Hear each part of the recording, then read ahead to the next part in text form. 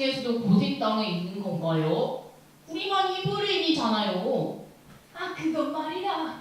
내가 애굽의 총리로 있을 때 가나안에 있던 모든 가족을 모셔왔기 때문이지. 그럼 할아버지는 가나안에 살던 히브리인이었는데 애굽 땅에서 총리가 되었다는 말이에요? 어떻게 그럴 수 있어요? 내가 어렸을 때 너희 야곱 증조 할아버지의 사랑을 듬뿍 받으며 자랐단다. 아, 그런데 그걸 다른 형들이 시기를 한 게야. 물론 내가 좀 거만하긴 했지. 아, 그런데 어느 날 이복 형들이 아버지 몰래 날 애굽에 팔아버린 게 아니겠니? 어떻게 그래요? 그래도 형제잖아요. 유다 큰할아버지가 그랬죠? 애굽에서 노예 생활을 하고 이 주인님의 아내의 누명으로 인해서 감옥 생활도 했지. 그런데 이 모든 게 하나님께서 하신 일이었어. 에이, 그건 다 할아버지 형제들이 애굽에 팔아서 그렇게 된 거죠. 바로가 꿈을 꿨는데 그 꿈을 해석할 자는 감옥에 있던 나밖에 없었단다. 그래서 총리가 됐지. 그 꿈대로 온 땅에는 7년이 풍년이 든 뒤에 흉년이 오기 시작했을 때 난 그 사실을 이미 알고 있었고 준비를 할 수 있었단다. 그래서 가족들의 생명과 후손들을 보존할 수 있었어. 너희가 이렇게 살아있는 것도 하나님께서 나를 애굽으로 보내셨고 꿈을 해석하게 하셨기에 가능했던 거지. 우와, 그럼 할아버지는 가족들을 다시 만나게 된 거네요? 온 땅에 기근이 들어 아니 이복 형들도 복식을 얻으려고 애굽으로 내려왔고 그때 서로 만나게 됐단다. 형들은 날 팔았던 걸 이웃치고 새 사람이 되어 있었지. 와, 하나님은 참 놀라우신 분이네요. 네. 아멘. 안녕하십니까? 안녕하세요. 지난 2주 동안 우리는 요셉과 함께 하신 하나님, 또 요셉을 꿈꾸게 하신 하나님을 배웠습니다. 요셉의 하나님은 어떤 분이신가 우리가 생각해 보았습니다. 오늘은 요셉의 고백을 통해서 요셉의 신앙이 어떠한가를 함께 생각하고 고백하고자 합니다. 요셉의 고백을 보면 그의 인생이 참으로 아름답고 멋있었습니다. 우리가 이 시간 요셉의 고백을 살펴보면서 그의 신앙을 배우고 또 본받기 원합니다. 그래서 요셉처럼 아름답고 귀한 인생을 살기를 원합니다. 첫째, 요셉은 하나님의 주권을 믿었습니다. 지금까지 요셉은 20년 동안 20년 만에 만난 형들을 보고도 모른 채 했습니다. 왜냐하면 요셉은 형들의 진심을 파악하지 못했기 때문입니다. 그런데 요셉의 진심을 알게 되고 형들의 진심을 알게 되고 또 형들이 참 전에와는 다르다는 사실을 파악했습니다. 형들은 동생을 사랑했고 또 아버지에 대한 존경이 있었습니다. 그러므로 요셉은 더 이상 형들에게 자기를 감출 필요가 없었습니다. 요셉은 감정을 더 이상 억누를 수 없었습니다. 요셉은 종들을 물러가도록 하고 형들만 남게 했습니다. 요셉은 자기가 누구라는 사실을 밝히고 울었습니다. 20년 만에 이루어진 형제들의 뜨거운 상봉이었습니다. 남북 이산가족 상봉을 연상케 하는 모습이었습니다. 그때 TV에 볼 때 그냥 그들이 엉엉 울고 또 사회자도 울고 보는 사람도 참 울었던 기억이 납니다. 이처럼 그들의 상봉은 감동의 도가니였습니다. 요셉이 얼마나 크게 소리내어 울었던지 밖에 있는 애굽 사람들도 그 소리를 다 들었습니다. 이 소식이 바로의 애굽 궁전까지도 전해졌습니다. 요셉은 마음을 진정한 후에 형들에게 말했습니다. 내가 바로 요셉입니다. 아버지께서 아직 살아계신가요? 이에 대해서 형들은 아무런 대답도 할 수 없었습니다. 너무나 뜻밖의 일이었기 때문입니다. 요셉은 형들에게 다가가서 말했습니다. 제가 당신들의 아우 요셉입니다. 형님들이 애굽의 노예로 팔았던 바로 그 요셉입니다. 하지만 염려하지 마세요. 걱정하지 마세요. 저를 요셉 한 일로 마음 아파하지 마세요. 하나님께서 저를 형님들보다 먼저 이곳으로 보내셔서 사람들의 생명을 구하게 하신 것입니다. 이제 흉년이 2년 동안 있었는데 앞으로 5년 동안 더 흉년이 있을 것입니다. 그래서 하나님께서는 형님들과 형님들의 자손들이 살아나도록 하기 위해서 저를 먼저 이곳에 보내신 것입니다. 요셉은 자신의 인생을 돌이켜보면서 다음과 같은 결론을 내리고 있습니다. 그 뜻을 생각하면서 8절을 함께 읽겠습니다. 8절입니다. 시작. 그런즉 나를 이리로 보낸 이는 당신들이 아니요 하나님이시라. 하나님이 나를 바로에게 아버지로 삼으시고 그 온 집의 주로 삼으시며 애굽 온 땅의 통치자로 삼으셨나이다. 본문을 보면 하나님이라는 단어가 5번 반복되고 있습니다. 하나님이 나를 보내셨고 하나님이 나의 인도하시다는 사실을 강조하고 있습니다. 요셉에게 있어서 하나님이 인도자요 주권자임을 보여주고 있습니다. 일적으로 볼 때 요셉을 애국으로 가게 한 장본인들은 형들이었습니다. 형들이 요셉을 이스마엘 사람들에게 팔았습니다. 또 이스마엘 사람들이 그를 애굽에 팔았습니다. 형들 때문에 요셉은 웅덩이 속에서 고통을 당했고 사람 취급받지 못하고 노예 생활을 했습니다. 형들이 요셉의 인생을 불행하게 했고 절망하게 만들고자 했습니다.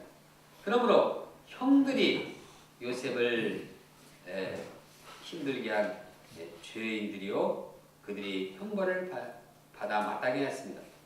그러나 요셉의 시각은 달랐습니다. 요셉은 그들의 배후에 살아서 역사하시는 하나님을 바라보았습니다. 자기를 괴롭힌 형들을 바라본 것이 아니고 하나님께서 모든 일을 주관하시고 인도하시는 걸 보았습니다.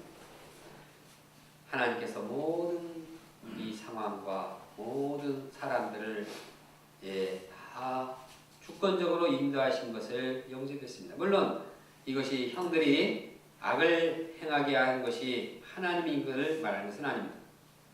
하나님은 형들의 악을 선으로 바꾸어서 인도하신 분입니다. 그래서 요셉은 하나님이 나를 보내셨다 이러한 구절을 3번 반복하여 고백합니다. 요셉은 나를 이로 보낸 이는 당신들이 아니요 하나님이시다 라고 말하고 있습니다. 또 요셉은 자기를 세워준 분이 애굽의 바로왕이 아니라 하나님이 나를 세우셨다라고 말합니다. 요셉을 바로에게 아버지로 삼으시고 그 온 집의 주로 삼으신 분도 하나님이심을 드러냈습니다. 요셉을 애굽 온 땅의 통치자로 삼으신 분도 바로가 아니라 하나님이심을 증거했습니다. 요셉은 자신의 삶을 주권적으로 인도하시는 하나님을 바라보았습니다. 사람을 바라본 것이 아니고 환경을 바라보는 것이 아니라 하나님을 바라보았고 하나님의 주권과 하나님의 섭리를 영접했습니다. 요셉에게 이러한 하나님의 주권신앙이 있었기 때문에 그는 운명에 찌들지 않았습니다. 하나님을 바라보았기 때문에 섭리의 인생을 살게 되었습니다. 하나님의 주권신앙이 있었기에 자기를 고통스럽게 한 이 형들에 대한 복수심을 갖지 않고 오히려 그들을 근심하지 마소서 한탄하지 마소서 하고 위로를 할 수 있었습니다. 하나님을 바라보며 하나님의 주권과 섭리를 믿는 신앙이 얼마나 정말 멋있습니까? 얼마나 마음이 넓습니까? 자기를 괴롭힌 그 형들을 정말 복수심을 가지고 이 양가품을 해야 되는 그때 한탄하지 마소서. 근심하지 마소서. 하나님의 주권과 섭리를 믿는 사람은 이처럼 아름답고 멋진 인생을 사는 것입니다. 그러면 요셉이 언제부터 하나님의 주권 신앙을 소유하게 되었을까요?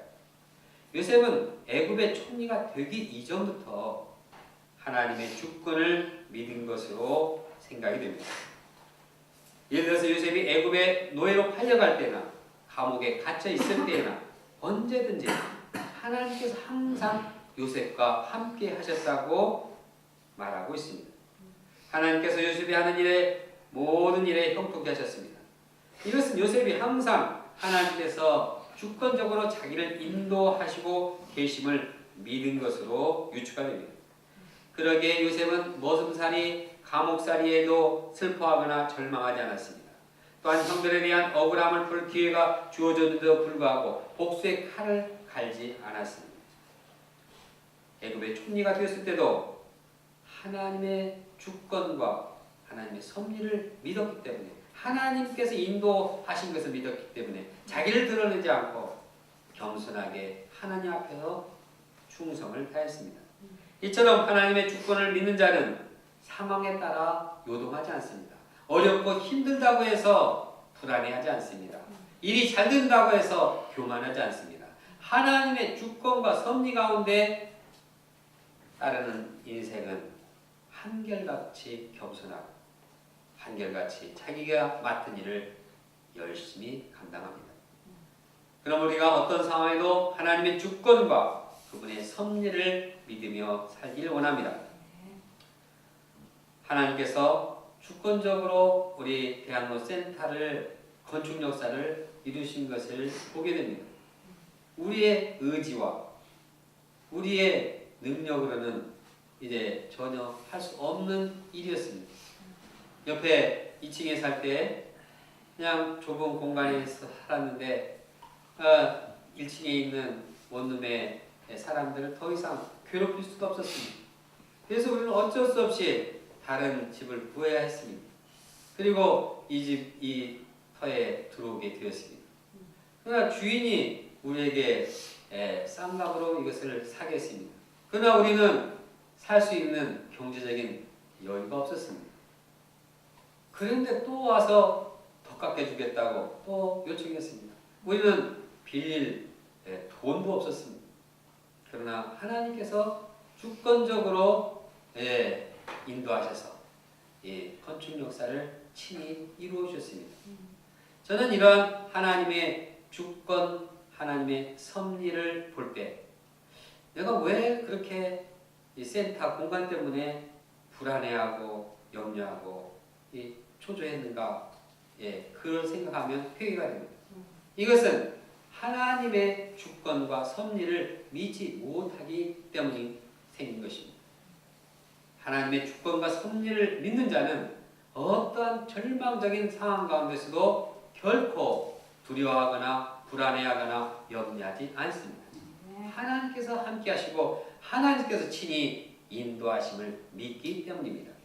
우리가 캠퍼스 복음 역사를 감당할 때 역시 하나님의 주권과 섭리를 믿기를 원합니다. 우리가 캠퍼스 복음 역사를 섬길 때 어려움이 있습니다. 그때 우리는 우리가 이러다가 망하지는 않을까 염려하기 쉽습니다. 그러나 그럴 필요가 없습니다. 왜냐하면 하나님께서 주권적으로 역사하시고 하나님께서 승리를 이루실 것이기 때문입니다. 물론 우리가 제자 양성을 이루는 데 있어서 회개할 것은 회개해야죠. 게으르고 아니라는 것은 철저히 회개합니다. 목자의 심정이 없는 것을 우리가 애통해하며 영혼에 대한 사랑을 가져야 합니다. 그러나 궁극적으로 하나님께서 우리와 함께 하시고 우리를 주권적으로 인도하심을 믿고 열정을 다해서 담대하게 도전해야 하겠습니다. 그래서 우리가 하나님의 주권을 믿는 참으로 멋있는 인생, 어떠한 절망적이고 어려운 상황 가운데서도 아주 도전하는 인생, 긍정적인 인생, 이러한 인생을 살기를 원합니다. 우리 개인이나 가정이나 교회 공동체나 민족이나 국가나 세계의 역사도 마찬가지입니다. 아무리 상황이 어렵다 할지라도 왜 이렇게 절망적인가 자학하고 한탄하고 두려워하지 않기를 원합니다. 왜냐하면 하나님께서는 모든 주권으로 우리를 인도하시고 궁극적으로 우리를 승리케 하시기 때문입니다. 둘째, 요셉은 생명구원의 사명을 붙들었습니다. 요셉은 하나님께서 자신을 애굽으로 먼저 인도하신 이유가 무엇인지 말하고 있습니다. 5절 뒷부분에 보면 하나님이 생명을 구원하시려고 나를 당신들보다 먼저 보냈다고 말하고 있습니다. 또 7절에 보면 하나님이 큰 구원으로 당신들의 생명을 보존하고 당신들의 우선을 세상에 두시려고 나를 당신들보다 먼저 보내셨다고 언급합니다. 하나님께서 요셉을 애굽으로 인도하신 이유는 그들의 생명을 구원하기 위해서입니다. 요셉의 가족들을 구원하고 더 나아가서는 이제 모든 사람들의 생명을 살리는 것이 바로 요셉의 사명이었습니다. 요셉은 이러한 사명을 영접했고 이것을 위해서 쓰임받고자 마음을 가졌습니다. 이처럼 생명권의 사명을 가진 한 사람 요셉으로 인해서 수많은 사람들이 생명이 보존되었습니다. 이는 요셉 한 사람에게만 적용되는 것은 아닙니다. 하나님께서는 택하여 부르신 자를 통해서 많은 사람의 생명을 구원하려고 하십니다. 예를 들어 하나님께서는 아브라함을 복의 근원으로 삼으셨습니다. 그리고 아브라함을 통해서 수많은 목별과 같은 이 생명들, 바닷가의 모래와 같은 이 많은 사람들을 구원케 하셨습니다. 전 세계 모든 사람이 한 사람 아브라함에 의해서 하나님을 믿고 구원을 얻게 하신 것입니다. 마찬가지로 예수님께서 제자들을 세우신 목적은 그들을 이 땅에 보내신 목적은 제자들을 구원하실 뿐만 아니라 그 제자들 통해서 많은 생명들을 구원하고자 한 것입니다. 제자들이 이 사명을 붙들었고 예수 그리스도의 생명 역사가 이 땅에 충만하게 되었습니다. 이와 같이 하나님께서는 우리를 이 땅에 부르시고 우리를 구원하셨 뿐만 아니라 우리를 통해서 이제 수많은 사람들의 생명을 구원하고자 하십니다. 그러므로 생명구원의 사명을 붙든 나 한 사람으로 인해서 수많은 사람이 살게 된다는 사실을 영접해야 합니다. 우리는 이것을 잊지 말아야 할 것입니다. 과거 저는 운명과 정욕의 죄악으로 찌들다가 심판을 받을 자였습니다. 전 이런 죄인을 구원하신 하나님의 은혜에 감사했습니다. 풀타임 목자로 결단하면서 나는 정말 다른 사람 한 사람이라도 구원한 인생을 살면은 감사해야지. 그렇게 마음을 먹었습니다. 얼마나 욕심이 없습니까? 그냥 한 사람 구원해도 난 감사하다. 그러나 그것은 이제 하나님께서 원하는 바가 아닙니다. 이것은 욕심이 없는 것이 아니라 하나님의 비전이 없는 것입니다. 하나님은 제가 더 많은 사람들을 구원하는데 쓰임받기 원하십니다. 하나님은 저와 우리 동역자들이 합력해서 한국과 아시아와 더 나아가서는 육대륙 전 세계에 있는 수많은 영혼들을 구원하기를 원하십니다. 우리가 하나님의 이 큰 비전을 영접하고 생명 구원 역사에 동참해야 하겠습니다. 이번에 장배도 선사님이 한국에 오신 이유는 기독교의 복음주의 거성인 피터 마이어하우스 박사를 동역자로 얻기 위해서입니다. 그런데 그분을 그렇게 동역자로 얻는 이유는 우리 모임이 전 세계 복음주의 기독교와 이 교회와 네트워크를 이뤄서 전 세계의 많은 영혼들을 생명을 구원하기 위해서입니다. 다시 말해서 하나님께서 우리를 통해서 이루고자 하시는 수많은 생명 구원 역사에 동참하고자 하는 것입니다. 그럼 우리가 온 세계 수많은 생명들을 구원하고자 하는 사명을 가지고 담대하게 도전해야겠습니다. 셋째, 요셉은 형제들을 용서하고 화해했습니다. 요셉은 하루빨리 가나안에 가서 아버지에게 자신의 소식을 들려주기를 원했습니다. 그리고 요셉은 야곱 온 가족이 지체하지 않고 요셉이 있는 애굽으로 와서 요셉의 도움을 받기를 원했습니다. 여기 보면 아버지 야곱을 향한 요셉의 효심이 들어 있습니다. 요셉은 자신의 온 가정을 고센 땅에 머물도록 초청했습니다. 이 말을 한 후에 요셉은 친동생 베냐민의 목을 부둥켜 안고 울었습니다. 이어서 형들과 입 맞추고 그들을 안고 울었습니다. 입 맞추면서 안고 울었다는 것은 형들에 대한 용서와 화해를 보여줍니다. 이렇게 할 때 형들의 막혔던 말문이 열렸습니다. 그래서 요셉과 형들 간의 불화가 이제는 화해로 변했습니다.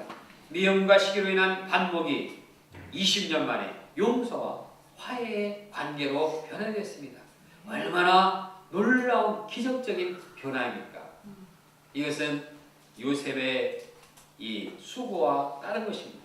형제들과 화목하게 이루기까지 요셉은 정말 거기에 따르는 수고를 감당했습니다. 어떻게 자기를 운동에 빠뜨린 죽이려고 하고 노예로 파는 그 형들을 용서할 수가 있겠습니까? 보통 사람 같으면 세월이 가도 형들의 그 잔악한 행동을 이제 초롱처럼 기억했을 것입니다. 생각하면 생각할수록 억울하고 분하고 이 형들의 행동을 도저히 용서할 수 없다고 다짐하고 언젠가는 반드시 복수할 것이라고 생각할 것입니다. 요셉 역시 과거에는 그랬던 것으로 생각이 듭니다. 그래서 형들이 뭐 잘못했다고 하면 그냥 바로 아버지한테 가서 고자질하고 정말 저랬다고 이렇게 난리를 쳤습니다. 그러나 현재 요셉은 형들이 자신의 잘못을 깨닫고 회개하기까지 도와줬습니다. 그리고 요셉은 과거 형들의 모든 잘못을 용서하고 화해했습니다. 이처럼 요셉이 형제들을 용서할 만큼 신앙이 성숙하셨던 그 힘, 그 원동력이 무엇일까요? 이것은 요셉이 하나님의 주권을 믿었기 때문입니다. 5절의 내용을 생각하면서 함께 읽겠습니다. 시작. 당신들이 나를 이곳에 팔았다고 해서 근심하지 마소서, 한탄하지 마소서. 하나님이 생명을 구원하시려고 나를 당신보다 먼저 보내셨나이다.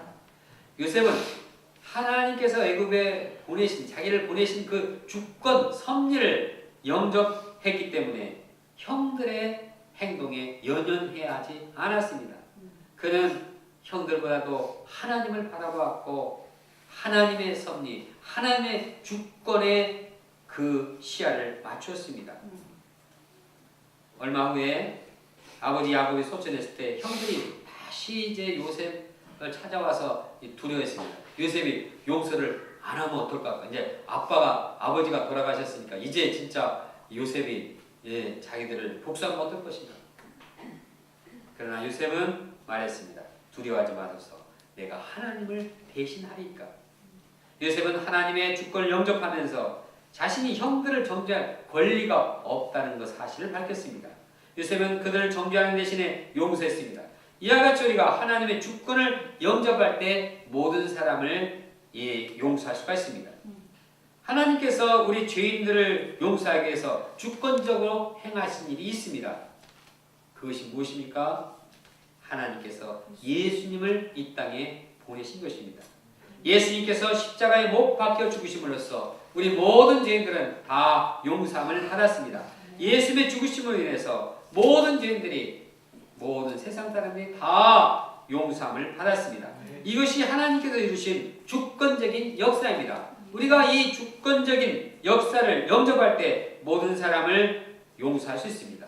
하나님께서 용서하셨는데, 하나님께서 주권적으로 이루신 일인데 왜 우리가 그것을 반대하고 용서할 수 없다고 말합니까? 만약 우리가 용서하지 않는다면 이는 주님의 주권을 거역하고 반역하는 것입니다. 이것은 큰 죄입니다. 교만의 죄입니다. 그럼 우리는 모든 죄를 용서하신 하나님의 주권을 영접하고 형제들을 용서해야 합니다. 우리 형제들 사이에 미움과 정죄감이 있다면 이를 용서하고 화해하는 공동체가 되어야 하겠습니다. 어떤 분은 자신에게 상처를 준 분에 대해서 그냥 그 마음에 용서를 하지 못하고 그냥 마음에 품고 있습니다. 자기는 안 보일 줄 모르지만 옆에서 보면 보입니다. 그래서 그렇지 말고 용서하세요. 말하면은 나는 다 용서했습니다. 그런 걸 내가 뭐 하려고 용서하지 않겠습니까? 말은 그렇게 하는데 그냥 보면은 그냥 상대방에 대해서 그냥 형식적으로 대하고 살기가 들어있는 한마디 말을 해도 참 좀 뭔가 있는 이러한 모습을 보게 됩니다. 우리가 사람이기 때문에 본성적으로 다른 사람을 용서할 수는 없습니다. 우리가 용서할 권리도 없을 뿐만 아니라 또 본성적으로 용서하는 것은 우리의 인간적인 의지도 되지 않습니다.